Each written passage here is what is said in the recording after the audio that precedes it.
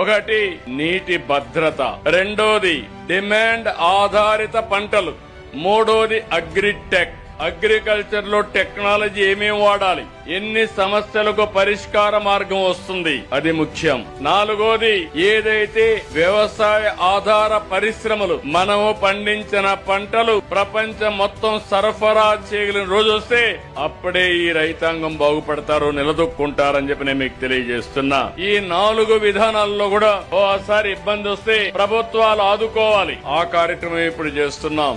ఈ రాయలసీమలో నేను కూడా పుట్టా, ఈ రాయలసీమలో నేను కష్టాలు చూశా. రాయలసీమ మీద ఆశ వదులుకున్నారు, ఎడారిగా మారిపోతుందన్నారు, ఎడారిగా మారిపోయిన సూచనలు కూడా వచ్చాయి. ఈ రాయలసీమ ఒకప్పుడు రతనాల సీమ, ఇప్పుడు రాళ్ల సీమగా మారిపోయింది. ఎడారిగా మారిపోతుందంటే మొట్టమొదటిసారిగా మన ఆశలు చిగురించే విధంగా చేసిన వ్యక్తి నందమూరి తారక రామారావు గారు.